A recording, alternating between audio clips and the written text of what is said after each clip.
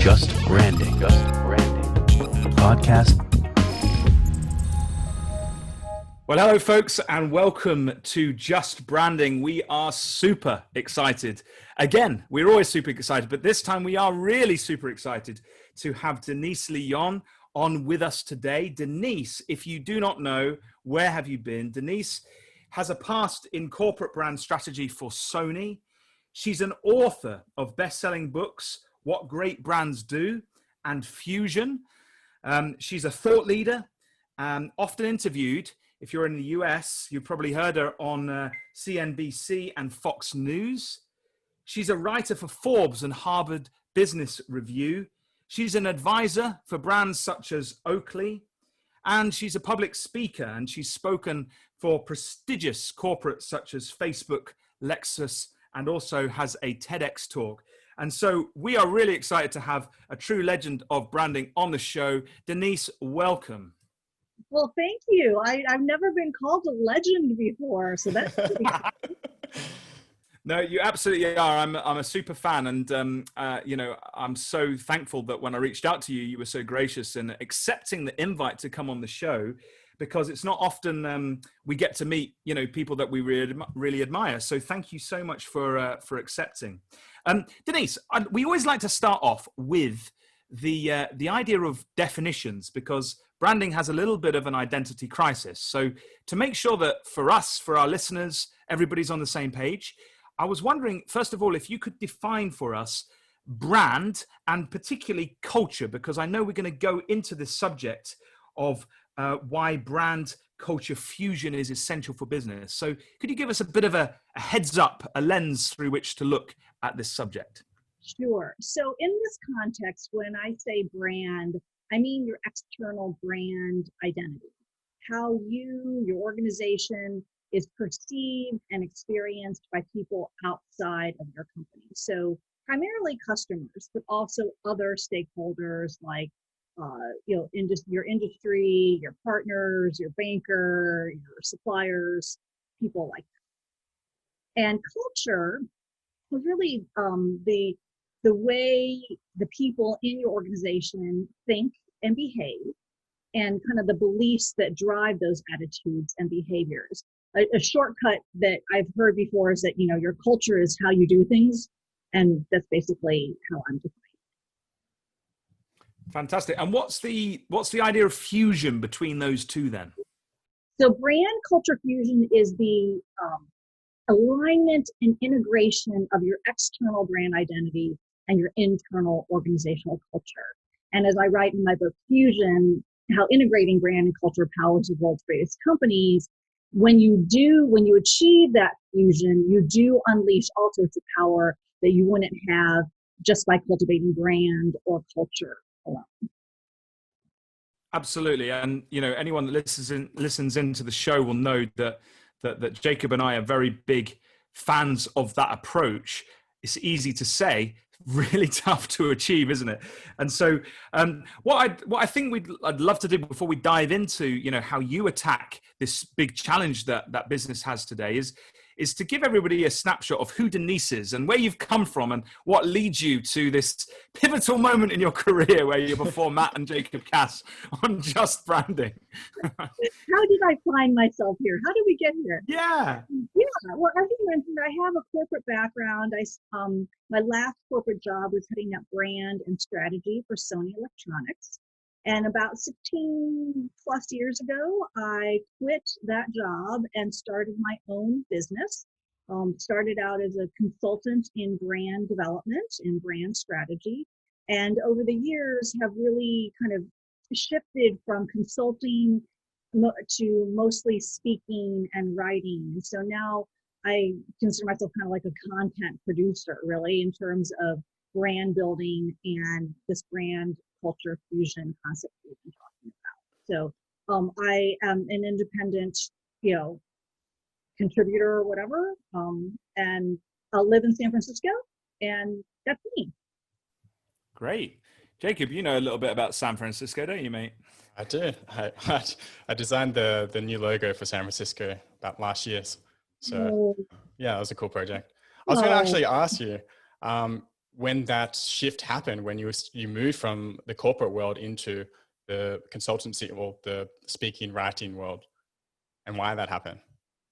Yeah, well, some of it I might have to kind of tell you offline over drinks. So, what I do explain is that, when I started working at Sony, the president of the North American division and the CMO really brought me in to start up the first ever brand practice. They'd never had anyone who really was responsible for brand building for Sony here in the US. And it was a great experience. And we'll talk a little bit more about how what I learned in that experience now shapes how I think. But in the 5+ years I was with Sony, I had 5 different bosses and 3 different presidents. So there was a lot of turnover. And through that turnover, what ended up happening was what I was hired to do was no longer important for the organization. And so after years of banging my head against the wall, I'll say I still have like bruises on my forehead from that. I just decided I needed to go and contribute my passion and expertise I had at the time to other companies. And because I was living in San Diego at the time, not a lot of real great consumer brand building opportunities. So I decided to hang out my own shingle and start my own thing. And here we are, like I said, 16+ years later. Wow. That is super inspirational. Must be scary when you see like 5 or 6 CEOs like getting laid off or presidents. You're like, oh, this is a bit awkward. Yeah, and I mean, some of it is endemic to Sony because we were the North American company of the Sony back in Tokyo, and so that was just kind of way they operated, and so I just didn't know that going into the position, and yeah, like you said, it just didn't turn out. So you obviously you were embedded in the corporate structure relatively high up, and then you branch out alone. Just so that, just because out of interest, really, how did you find this transition? Did you find that an easy transition, or did you find it pretty tough? Because, I have also had a similar journey, although I was in the agency world for a while, and then I went corporate, and then I jumped. I found it, some things really great, like, for example, having complete freedom, but also the whole cash flow thing and building the business and having to actually apply business thinking to myself, kind of quite a big shift. Whereas other people would do it for you in the corporate world. Now suddenly you've got to do your own marketing, your own sales, your own invoices, the whole thing. How did you find the transition? Yeah, no, my experience was very similar. I always say that when you go out into business on your own, you end up wearing 3 hats. One hat is all of the like administrative and like technology stuff. So yeah, like when your printer breaks, you don't just call IT and say, hey, fix my printer. You like get underneath the printer and like figure it out. Or you call on your husband, which is what I normally do. The second here is business development. And to your point, it's very difficult for a lot of people to, if you've never had a sales role before, which I really technically hadn't. It's very difficult to get to use this idea that like you eat what you kill, or whatever they say in sales. And so, you're responsible for making your business. And then the third hat you wear is the actual work that you want to do, like the content and all of the strategy and everything. But, if you don't wear those first 2 hats, you won't be able to do the last one. And so you really have to be okay with that. Fortunately, some of the things about working independently are really good for me. I tend to be very disciplined, very focused. I like just put my nose to the grindstone and just kind of do it. And so I was able to make it work, but it's definitely not for everyone, and it definitely was not easy. I love how you're marketing yourself. When I was doing some research for the call, and just how you align yourself with certain brands like Forbes and Harvard, and how you're contributors to those sorts of brands, it really does elevate your position and how you market yourself. So kudos to you. It's just a really job well done. So yeah. Thank you. Thanks. No, I was just going to say, in regards to another thing that I know you've obviously, you've contributed quite early on, was that you wrote what great brands do, which I actually happen to have here, which was a fantastic book. And also, you've obviously also written a book fairly recently called Fusion. So tell us a little bit about how those books came around and why you decided to write on these things. Yeah. Some of it was very pragmatic. So like for the first 7, 8 years of my business, I was doing consulting and I would speak at conferences and industry events for business development. But I started to realize that I really enjoyed the speaking more than the consulting really, and I felt like I could have a bigger impact on more people because the kind of consulting work I was doing and still do today is very like in depth, it's very focused. I usually only work with 2 or 3 clients a year, and so I'm able to make an impact on those companies, but I really wanted to impact more people. So I decided that I wanted to become a professional keynote speaker. And then in researching what does that require, well, you have to have a book. And it's kind of like ridiculous that just because you write a book, people then think you have something worthwhile saying, but it tends to be true. At the same time, I felt like my understanding of brand building, which had started in my work at Sony and then had really built over my consulting work, was something that I wasn't seeing or hearing from a lot of folks. And so I wanted to share my thoughts. And so what Great Brands Do came as a result of kind of the pragmatic need of needing a book to launch my speaking career, but then also wanting to share my ideas. Fast forward about 3 years. So what Great Brands Do came out in 2014.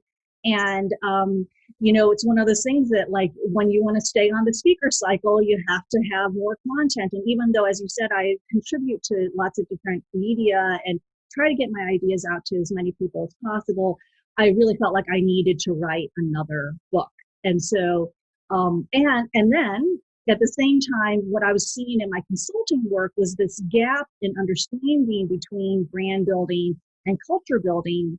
And I felt like that would be a really good topic for me to share what I'd learned and to do more researching and then share from that research as well. And then that's how Fusion came about. Well, just for the sake of all our listeners out there, guys, if you have not got your hands on what Great Brands Do and on Fusion, I'm going to do the sales pitch for you, Denise, because for me, that's how I kind of came across you. I think I was looking for, I think I may have found you online. I think I was looking for workshop material for some brand strategy workshops that I was doing many years ago. And I think I hit upon your website, and particularly like, I think at the time, I don't know if you still do it, but you had a lot of content around kind of like warm-up exercises for brand strategy workshops. I think there was one on the brand obituary, which I find a really fun exercise to warm people up to. Basically, for those that don't know, you basically say to the leadership team, look, guys, like imagine yourselves in 50 years time and the business has to close, the brand is shut down. Like, what causes the death of this brand? Write your own obituary, which always goes down really well. I don't know how you found it, Denise, but I find it like everyone's like, what? But they also, if you present it in a positive way, they kind of see the point of it. They see the need for future thinking. And so I found you through that. And then I found your books, like watched a few YouTube clips of you and just like fell in love with your thinking. I think, what you are talking about and what you have been talking about for the last 10 plus years is spot on. And so that's how I came across you. But so folks, get your hands on Denise's stuff. That's why I would say subscribe to her. Also, you send out like a newsletter thing, don't you? Which I get as well. And I find that super helpful. Yeah, I try to put out as much content as possible. I have a monthly e-newsletter. Like you said, I write for Harvard Business Review, Forbes, and LinkedIn, and just try to like put as many tools and as much content out there as possible to be helpful for folks. Well, I certainly found it helpful, and that's how we connected. So thank you for all your efforts. It's been super helpful, and thanks for joining us today. So let's move on into the topic, if that's okay. So we've talked about the definition of brand, we've talked about your story, but let's get into it. I'm going to ask you a question now. So let me ask the sort of the obvious question, I suppose, which is, well, why do businesses really need to take this topic of brand culture fusion seriously? Like, why would any leadership team want to engage with this as a thing? Sure. Culture in general, I think, is such an important topic, particularly now in kind of the era of business that we're in.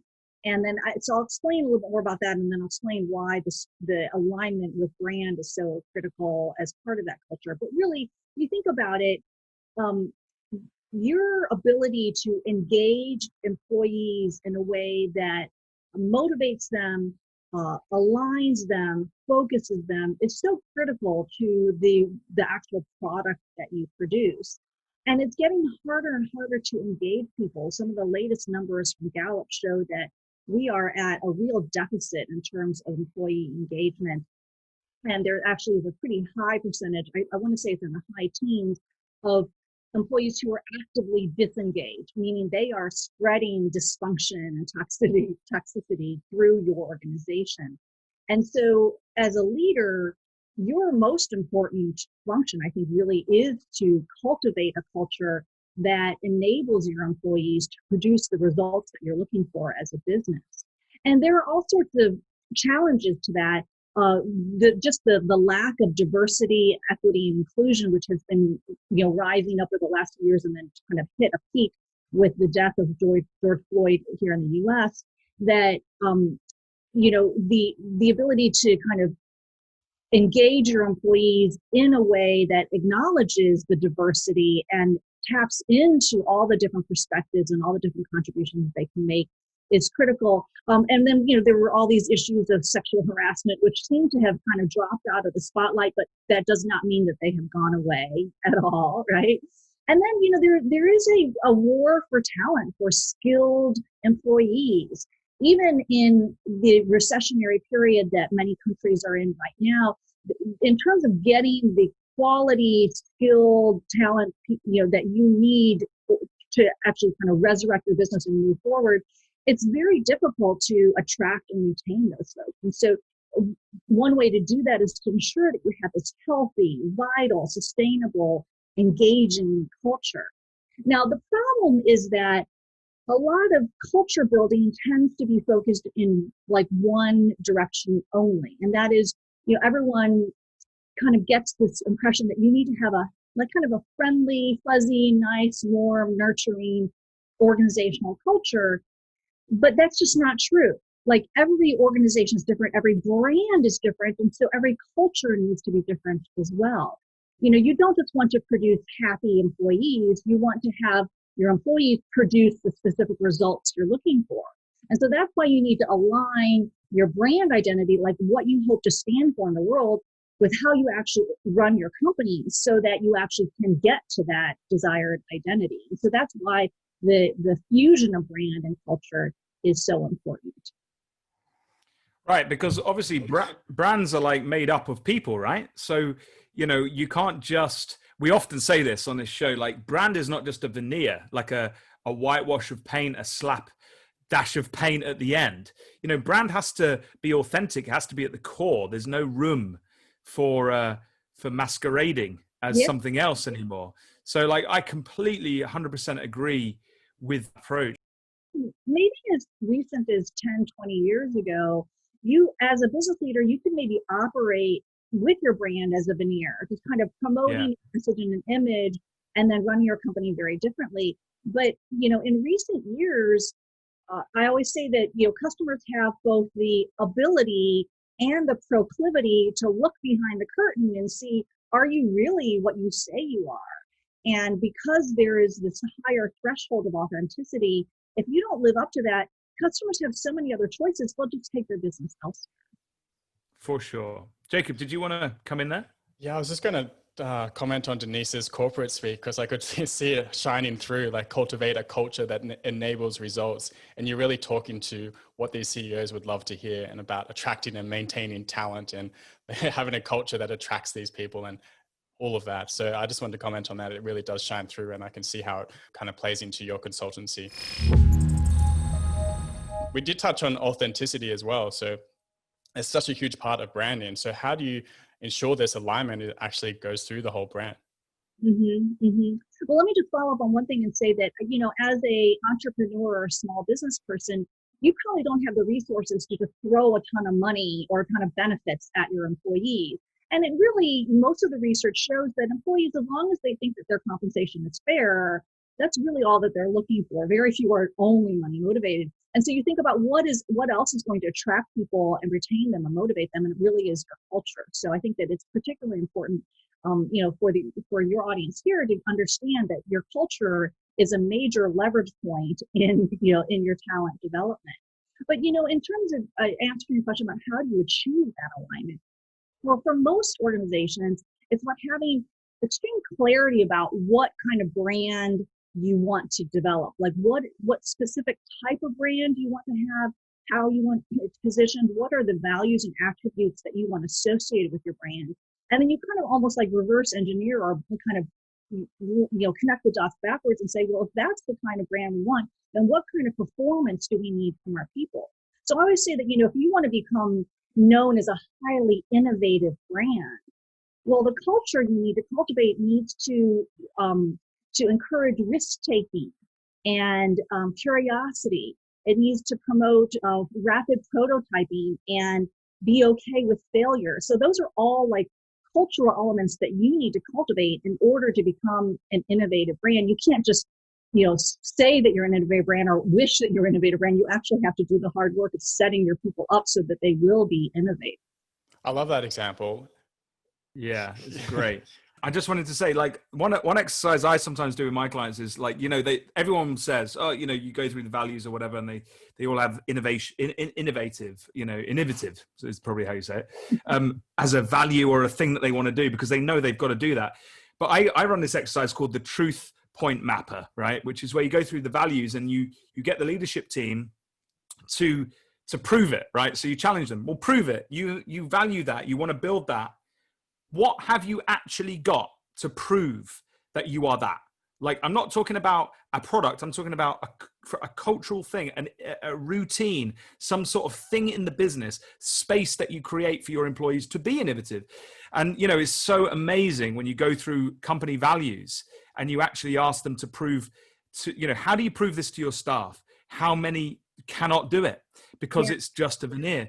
So you're absolutely right. We have to create those things. Yeah, it's like, show me, right? And I think one of the show me. The biggest proof points is, are you willing to fire someone because they don't align with that value? So like if you have a really good kind of steady performer who just does their work, but they are not pushing innovation in their particular area, are you willing to let that person go? Because that really is when, I think it's Patrick Lencioni who says that, values when applied properly hurt. They cause pain. It's hard to let someone go. But if your values are to mean anything, you need to do that. You need to act on them. True. So I'd love to dive into a few more examples because you touched on the innovation one as one sample. What is another, let's say we're trying to create a culture for a different type of core value. How would you go about doing that if it's not innovation? Okay, so a lot of other companies say that we're a service brand. Customer service is our number one priority, and I think every company needs to have a baseline of service as a value, but it's only when you take that service to like extremes that then your brand becomes known for being a service brand. So, and so then like from a cultural practice standpoint, you need to be cultivating like empathy and humility and service to your internal customers, like your other coworkers, as well as your customers. So, a good example like USAA, which provides insurance to military families and veterans. And they have this whole practice where they encourage their new recruits to really live the life of someone who has joined the military. They kind of go through a boot camp where they are trekking with heavy backpacks on their back. They're isolated from their family, all these things that really help these employees understand what the customers are going through. And then what you hear from USAA customers is these employees really care about me and they are going to go out of their way to make sure that I am served well. And so, to Matt's point, you kind of have to really just prove your service focus in very specific and unusual ways. It can't be just something that everyone else does, like saying, "Oh, we have a generous return policy" or something like that. Okay. That's a great example. I think I may have even read it in your book, but I'm sure I've read somewhere that, you know, Whirlpool, I don't know if you have that in the US and on Australia, but in the UK, it's kind of like a electrical appliance kind of in kitchens and, you know, washing machines and kettles and that kind of stuff. Whirlpool, they basically set up training where their employees have to go to a house for a few days as part of their training. And there's only Whirlpool appliances in the house. So they're forced to do the washing, the cooking, the cleaning on their own appliances, which therefore means that when they come to talk to a customer about, you know, about the product, they've used them, right? They know that they've used them, because if they haven't, then they haven't survived their training, right? So they definitely use them. So it's stuff like that. I think you're absolutely right. We've got to kind of almost build in employee experiences, you know, which align with the customer experience. That's what you're sort of talking about there. Do you want to say a little bit more about CX and EX as the buzzwords are? Yeah, for sure. And you just said it, Matt. Like, you know, your EX and your CX, your employee experience and customer experience, need to be integrated and aligned, just like your culture and your brand. And one of the best ways to do that is to directly connect your employees to your customers. So, you know, maybe you can't afford to set up a Whirlpool house for your employees, but I think you can, you know, have your employees listen to customer support calls. Or maybe, you know, some employees interview your customer support specialists and say, you know, what are the things that you hear from our customers? You know, what are they trying to do? Adobe Systems, the software organization, has a way online where you can actually observe people in an Adobe store and try to figure out, okay, what are they trying to do and how are we making it easier or hard for them to do that? So kind of closing the gap between your employees and your customers is so critical. And then I think also, as I said, cultivating empathy, really helping employees value the need to understand customers. I mean, it's one thing just to do your job, it's another to do them so that you truly, in a way that you truly understand your customers. And I think it was a statistic, I can't remember where it was from, but like only 14% of employees say that their work groups have a good understanding of customers' needs and wants. Only 14%. So how do you expect them to serve your customers if they don't understand it? So it's kind of a value that you need to cultivate within your organization. Bottom line, employees can and will only deliver to customers experiences that they have themselves. You know, if you think about it, you can't really expect your employees to do something for your customers that you're not going to do for them. Yeah, no, I was just going to sort of mention there, like, as listeners might know, I spent some time in Capital One, which is a credit card company here in the UK. I set up their in-house creative studio some years back. And one of the things I realized was that in the actual building that we were operating in, there was a telephony team, I don't know what you'd call them, but they dealt with all the severe cases of need from a customer perspective in the UK here, whereas a lot of the other stuff was offshore. When I found this out and I realized there was an opportunity, what I made all my team do, right, was spend 1 hour. The guy who ran that team was really friendly and was really open to this, but we spent 1 hour as individuals listening in to just for an hour with a specialist who's dealing with these calls. And obviously no one knew what was going to come up in that hour, but I tell you, the stories that we heard and the empathy that generated within my team was huge, because you hear in all the really awful stories and the way that the customer service team were handling them. So, you know, it really gave that empathy, that aspect that you were saying, that pricks the heart, you know, that you want to kind of do a good job for these people, and really gave us a context and a way of building on that to make sure that the work we were producing was meaningful. So yeah, that's just another thing to throw into the mix, just to add to the stories that you're telling, which I think really does build that kind of empathy, which perhaps is just not there unless you make the effort to put it in place. So let's talk about that right now. Like, how do you go about, you know, as Denise, the consultant, right, helping businesses to really put, you know, employee experience and culture in the picture, and how do you connect that to the brand? I know that's a big question. I know you're probably going to say to folks, go buy the book, but in broad strokes, what would you sort of advise? Yeah. Well, the number one thing is, as a leader, you need to accept your responsibility for culture building. It needs to be your priority. And it may be that, if you're large enough to have a human resources team, the HR folks are going to implement a lot of the tactics and strategies that you develop. But if you're not championing culture, then they're not going to be able to be effective. So the number one thing is to understand that culture building is a strategic leadership responsibility.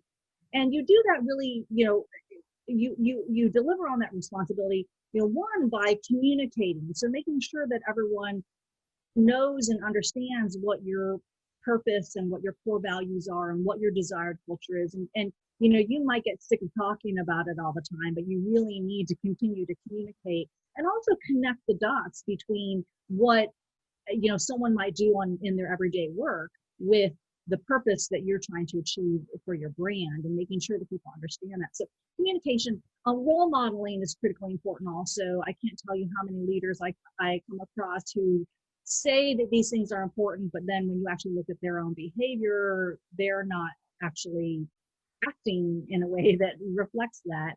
And, employees these days, their BS meters really high, and they're just not going to tolerate that kind of hypocrisy from their leaders. How do you tackle that, Denise, when you come across it? Like, say you're consulting with a leader and they're saying the right things but not doing the right things. I just think there's an interesting question. Like, how do you personally tackle that? Yeah, well, Matt, it's funny that you asked that, because I actually had a client.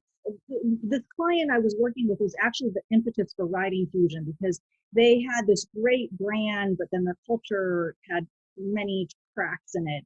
And one of them, which I didn't know, someone had to tell me. So one of their values was something like, we respect individuals, or, something like that, very generic, which I really, I always am counseling companies to have more unique values, but they really wanted that as one of their values. So fine. But then someone had to tell me, well, and she didn't even say it to me directly, but little did I know to discover that the CEO would yell at his direct reports, just kind of, privately, but just, he would just like throw temper tantrums, basically. Awful. And Jacob does it to me all the time. It's horrific. Every time I hear an email being... Yeah, I know, man. Fire in his eyes. Oh my days. Anyway, yeah, I know. So I'm feeling it. So what did you do? What do we need to do to Jacob? Fortunately, I had a good relationship with the CEO, and that's actually one of my requirements now whenever I'm consulting, is I need to have a direct and open relationship with the leader of the organization. And I just sat down with him one day, and without saying, hey, I hear that you yell at your employees, I said, in what ways can you demonstrate this value of respecting others? And I think, just kind of like through that coaching and helping him see, he never even admitted to me that this is what he did, but I think that, there were some light bulbs that went off. But frankly, Matt, I don't know whether he really changed permanently or not. It was kind of one of those things that tricky one. As a consultant, you do your best to try to set them on the right course, but if they don't take your recommendations, if they don't implement, there's little you can do. So I really don't know what ended up happening, but I think, so it's very important to make sure that, as a consultant or, as a designer, someone who's coming from the outside, we have a direct line to the people who are really influencing and responsible for what the day-to-day experience is like.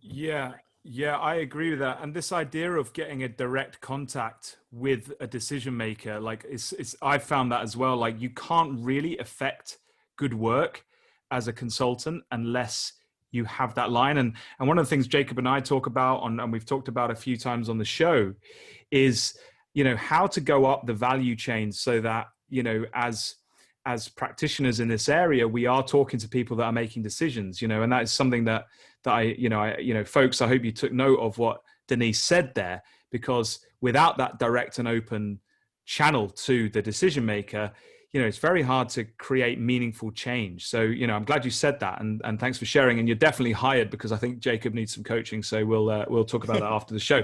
Now, Let's, I cut you off kind of halfway because you talked about communication and you said that was the first thing. I'm sure you've got a raft of other things. Give us an idea of some other ways of how you would help businesses embed this kind of thinking. Yeah, I wanted to let us stop there for sure, Matt, because yes, it's role modeling, and then it's really how you run your organization. So everything from the design of your organization, so how many layers do you have in your organization, which groups report into the same function, that can affect a lot of your culture in terms of whether you have groups that are collaborating that really need to collaborate or not. You need to look at all of your processes, from big processes like strategic planning and budgeting to very detailed mundane processes like expense report approvals. And you really need to look at how are those shaping people's behaviors and actions, and are they sending the right message to people about what we value as an organization and what we expect of them. And then going back to what we talked about before, one of the biggest ways that you influence the operations of the organization is by developing and managing an employee experience that cultivates your desired culture. And just as you would take all of the discipline and the tools and processes that have been developed for customer experience, like segmenting customers, such as journey mapping to understand all the steps they go through in the process, you need to do the same thing with employees and be as deliberate and as intentional about the kind of experience they're creating for employees, so that they will, know in their heads, what is your strategy, what is important, what are your values. They'll know they'll feel in their hearts motivation to change and to get on board and to work with their colleagues, even when it's difficult, and to put in discretionary effort, going above and beyond. And then you need to then equip them with their hands and feet. So give them the tools, give them the information they need to be able to make on-brand decisions every day in everything that they do. And the way that you do that is by deliberately designing your employee experience. I mean, a load of people's minds just blew as you went through that, because as you go through it, it's quite remarkable the amount of work that I think this opens up to the strategist. And this is something that I've actually found, like you go in and you think that you're doing a leadership alignment job around brand. And then about a few weeks later, I often get this, the HR manager will knock on the door or give you an email. Matt, can we have a chat? And because they twig that this stuff needs embedding. And I think so. I found myself doing really weird sort of jobs because I came from a very sort of design marketing background, and I found that this is a massive area that a huge amount of value can be generated in using the principles of brand, but deploying them rather than marketing in the HR department, if you like. But I was going to ask you something. How important do you think recruitment processes are? Versus sort of building the culture. So, for example, do you believe that you can change people, or do you believe you need the right people to start with? What are your thoughts on that kind of tension? I would say that from a value standpoint, you really need to be recruiting for people who either share your, or currently share your values, or who can adopt them, who are open and moldable and excited about bringing in new values that align with yours. The functional aspects of a job, I think, are much easier to train. So when you are recruiting, I would definitely focus much more on the kind of culture you're trying to create and whether this person is going to contribute to it or not. But I think that one of the things that's really important is to understand that when you're recruiting an employee, the best approach is to use your existing employees to do that job, because they are the ones who are going to tell this employee what it's really like to work at your organization. And that's what a potential employee really wants to know. And that's when they can say, that person can say, okay, well, this company says they value democracy, and that everyone has a voice. But, our existing employees, is that their experience? Will they attest to how open leadership is to their input? And if not, then you have a problem, So, I mean, I think that it's, while I'm advising you to use your existing employees and the experience they have to recruit new ones, you do need to make sure that your employees see that authenticity and see that integrity, and what you say you do is actually what they experience. Just like you said with customers.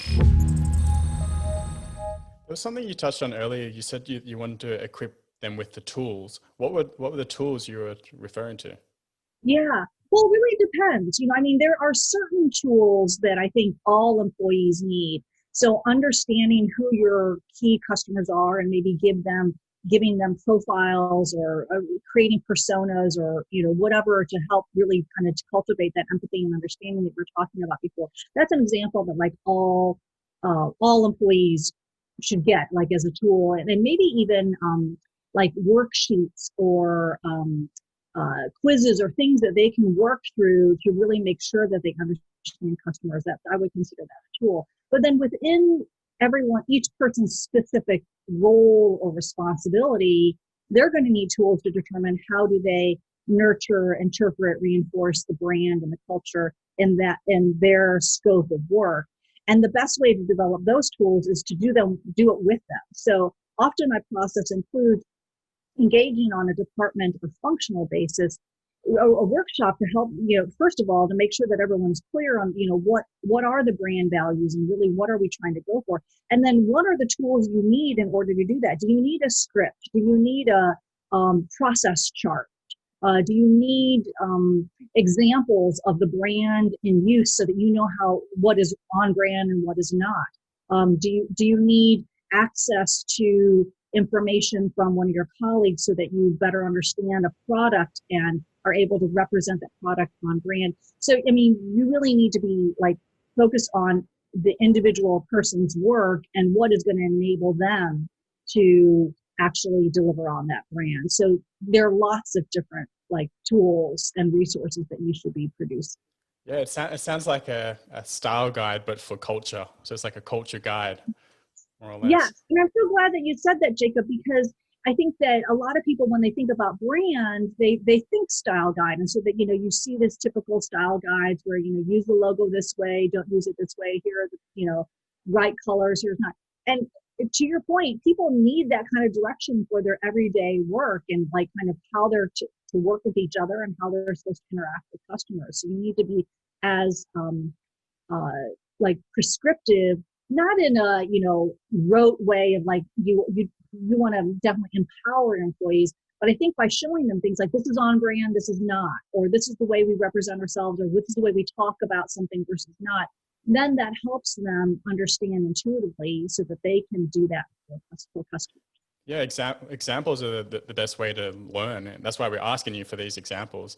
And at the front of these books, there's always the core values. But as Matt was saying before, and if you're not actually putting these into play, then the alignment's not there, and it all just crumbles down, right? So yeah. So one example that we did at Sony, Sony was a very engineering and product oriented company, and so these engineers would come up with a new feature or a new product, and they instantly want to brand it. They want to call it something special.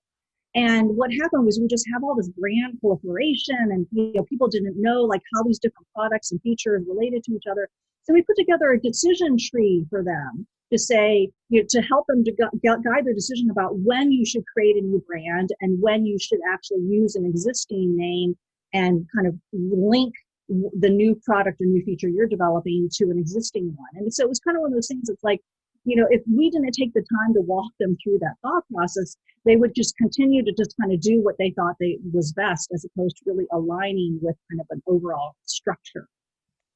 I love that. I think one of the core things of brand strategy, I don't know if you'd agree with this, and feel free to disagree, but is to help people make decisions, right? To simplify decision making. And obviously, we often focus on that from a consumer perspective, why should I choose this brand over that brand? Well, you should choose us because of X, Y, and Z. But the same is with employees. How do we simplify the decision making so they feel comfortable making the decisions in line with the overall strategy of the business. And that's exactly what I'm getting a nod for those that can't see that Denise is nodding. So I think I'm on safe ground to keep going. So yeah, so I agree with you. I think that's what you're talking about, helping people make decisions. Fantastic. Unfortunately, we're coming to the end. I'm so enjoying our conversation, and really appreciate the coaching of Jacob along the way. It's really important that he hears this stuff so that he treats me nice as we go forward. But I was just thinking, kind of as we start to sort of come to the end of the episode, you've added huge value and really opened our minds to this concept of sort of employee experience and branding, that side of things. But what do you think the biggest challenges at the moment for businesses in this regard? Have you got any thoughts about perhaps some of the biggest challenges, and maybe some ways that you would sort of suggest that businesses adopt to begin to kind of overcome them? Yeah. Well, so one I kind of hinted at before when I said that, brand culture fusion is a strategic leadership responsibility. I think one of the biggest challenges, when you are an entrepreneur, you're a small business person, even when you're in a larger organization, you have so many things competing for your attention. And so just the ability and the discipline to prioritize culture building and brand building, I think it is a challenge, but it is such an important responsibility for you. So do whatever it takes to make sure that you accept that responsibility and that you are faithfully stewarding the trust that your customers and your employees have put in you to do that, to actually build a great brand and an exceptional organization. So that's one thing. But I think kind of, if I were to kind of, zoom out and say, when I look at the marketplace and I look at business in general, I would say probably the number one challenge for most businesses is differentiation. There are so many options that your customers have, and frankly that your employees have, in terms of where they're going to do business, who are they going to align, what brands are they going to choose, and you need to give them a reason to choose you. And trying to position your brand as simply the best or better than other choices is really an unsustainable position, because there will always be someone who comes along and either says they're better or actually is better. And so you kind of get into this like never ending cycle of trying to one up each other. And actually that ends up usually like going into a commoditization of your category or your industry, where people then end up competing on price because everyone has the same features, the same product, the same approach. And all you can do to attract customers is to lower your price. But, if you were to focus more on being different and identifying what is the uniqueness of your organization, the uniqueness of your brand, how do you elevate that to be a reason to choose to either come work for you or to actually buy you as a customer, then that is a much more sustainable competitive advantage. And especially if it's in kind of the culture and the way that you do things and the way that you operate, it's very difficult for other companies to rip that off or to try to imitate you. And so you then have a very unique position. So I always say that, better is unsustainable, but unique is unstoppable. When you have uniqueness behind, as kind of the wind behind your back, you can really make inroads and kind of sustain your leadership position. That's a brilliant way to end. There you go. There's a tweet. There's the tweet of the show right there. And we've ended on it. Wowzers. That was absolutely brilliant. Differentiation in your employer brand. You heard it here first, folks, with Denise Lee Yohn. Thank you, Denise, so much. Last question. How do folks get hold of you? How do they buy your books? How do they connect with your content? Well, thank you so much for asking that, Matt. And thank you and Jacob for having me on your show. This has been a great conversation.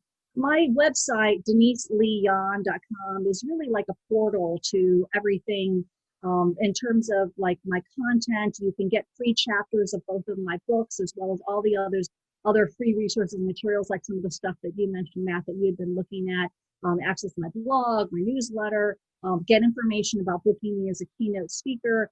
And then also there are all the links to my social channels. I'm primarily on LinkedIn and Twitter. And I love hearing from folks in those channels and just really getting to know new people. So definitely reach out through that. But it's all DeniseLeeYohn.com. It's a great way just to kind of explore everything there. Thank you. And we'll put that in the show notes as well. Cool. Yeah, get ready for a floodload of new connections. Denise, it's been absolutely wonderful having you on. So thank you so much for sharing your wisdom, sharing your thinking. Folks, grab those books. You will not be disappointed. Connect with Denise. And also, as you know, as you're connecting with Denise, just spare a little thought for Just Branding, the podcast where you heard of these things. You know, share, like, follow, retweet, whatever. Our stuff, we do appreciate it. Yeah, and Denise is super happy with the mug. Maybe if you're super nice to us, we'll get you a mug as well. I don't know. I've just promised something there, Jacob, but we'll figure something out. Guys, until next time, it's been fantastic. Thank you so much for joining us. Take care. Have a great day. Thank you.